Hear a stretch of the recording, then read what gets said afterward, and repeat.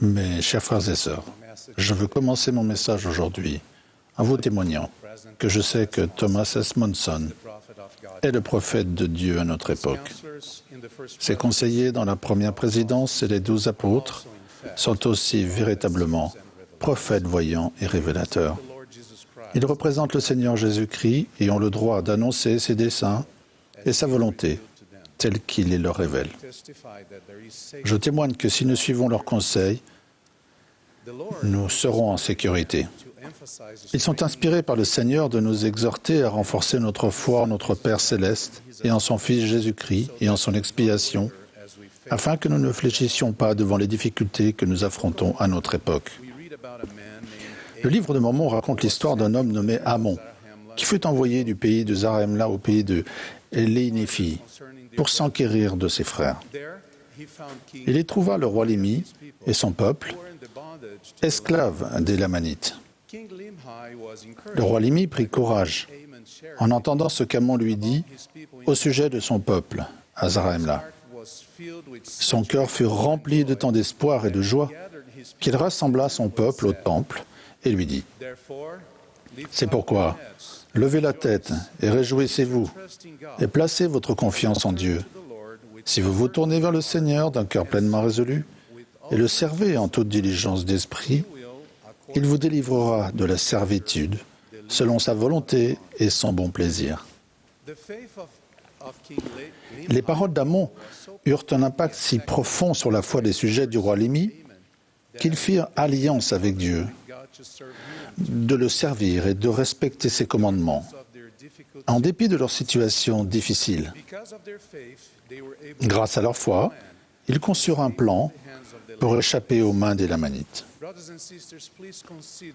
Frères et sœurs, réfléchissez à l'importance de l'exhortation donnée par le roi Lémi à ses sujets et à sa signification pour nous. Il leur a dit « Levez la tête, réjouissez-vous, et placez votre confiance en Dieu. » Par ces mots, il les a exhortés à regarder vers l'avenir avec l'œil de la foi, à remplacer leur crainte par l'optimisme et l'espérance qui naissent de la foi, et à placer leur confiance en Dieu sans douter, quelle que soit la situation. La condition mortelle est une période de mise à l'épreuve où nous serons éprouvés pour voir si nous ferons tout ce que le Seigneur, notre Dieu, nous commandera. Cela exigera de nous une foi inébranlable en Christ, même dans les périodes de grandes difficultés.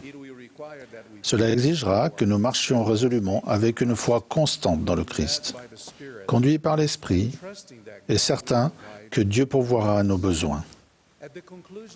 À la fin de son ministère terrestre, peu avant d'être arrêté, le Sauveur a enseigné à ses disciples « Vous aurez des tribulations dans le monde, mais prenez courage, j'ai vaincu le monde. » Réfléchissez un instant avec moi à ceci. Jésus-Christ, le Fils unique du Père, a mené une vie sans péché et surmonté toutes les tentations, souffrances, difficultés et afflictions du monde. Il a versé des grumeaux de sang à Gethsémanée et a souffert des douleurs indescriptibles. Il a pris sur lui toutes nos souffrances et toutes nos maladies. Il se tient prêt à aider chacun de nous à porter tous les fardeaux. Par sa vie, sa souffrance, sa mort et sa résurrection, il a éliminé tous les obstacles qui nous empêchent d'accéder à la joie et à la paix sur cette terre. Les bienfaits de son sacrifice expiatoire sont accordés à toutes les personnes qui l'acceptent, renoncent à elles-mêmes, se chargent de sa croix et le suivent en véritables disciples. Par conséquent, si nous faisons preuve de foi en Jésus-Christ et en son sacrifice expiatoire, nous serons fortifiés, nos fardeaux seront allégés, et grâce à lui, nous surmonterons le monde. Frères et sœurs, si nous réfléchissons à la force et à l'espoir que nous pouvons recevoir du Sauveur, nous avons des raisons de lever la tête, de nous réjouir et de marcher résolument sans douter, car celui qui doute est semblable au flot de la mer, agité par le vent et poussé de côté et d'autre. C'est un homme irrésolu, inconstant dans toutes ses voies. De même, le roi Lémi a lancé cette exhortation. Tournez-vous vers le Seigneur, servez-le en toute diligence d'esprit. Si vous faites cela, il vous délivrera de la servitude selon sa volonté et son bon plaisir. Écoutez cette supplication que nous adresse le Sauveur lui-même. Que votre cœur ne se trouble point, croyez en Dieu et croyez en moi. Si vous m'aimez, gardez mes commandements. Celui qui a mes commandements et qui les garde, c'est celui qui m'aime. Et celui qui m'aime sera aimé de mon Père. Je l'aimerai et je me ferai connaître à lui. Dieu nous bénit selon notre foi. La foi est la source d'une vie guidée par une perspective et un objectif divin. La foi est un principe pratique qui suscite la diligence. C'est une force vive et vitale qui se manifeste dans notre attitude positive et dans notre désir de faire de bon cœur tout ce que Dieu et Jésus-Christ attendent de nous. Elle nous pousse à nous mettre à genoux pour implorer le Seigneur de nous guider, puis à nous relever et à agir avec confiance pour accomplir ce qui est conforme à sa volonté. Il y a des années, alors que j'étais président de mission, j'ai reçu un coup de téléphone des parents de l'un de nos missionnaires bien-aimés, m'informant du décès de sa sœur. Je me souviens d'avoir discuté avec ce missionnaire, en ce moment douloureux, du plan merveilleux de Dieu pour le salut de ses enfants et du réconfort que cette connaissance lui apporterait. Bien qu'abasourdi et très attristé par cette épreuve, ce missionnaire, grâce à sa foi en Dieu, s'est réjoui, à travers ses larmes, de la vie que sa sœur avait vécue. Il a manifesté une confiance inébranlable dans les tendres miséricordes du Seigneur. Il m'a dit avec résolution qu'il continuerait sa mission avec foi et diligence, afin d'être digne des promesses de Dieu pour lui et pour sa famille. En ce moment de détresse, ce missionnaire fidèle a tourné son cœur vers Dieu, a placé sa confiance en lui et a renouvelé son engagement de le servir en toute diligence. Si nous n'avons pas pour ancre une confiance ferme en Dieu et le désir de le servir, les expériences douloureuses de la condition mortelle peuvent nous amener à nous sentir écrasés par un lourd fardeau et nous faire perdre notre motivation de vivre l'Évangile pleinement. Sans la foi, nous finirons par perdre la capacité d'apprécier les desseins de notre Dieu concernant notre avenir. Pendant ces moments d'épreuve, l'adversaire, toujours à l'affût, essaye d'utiliser notre logique et notre raison contre nous.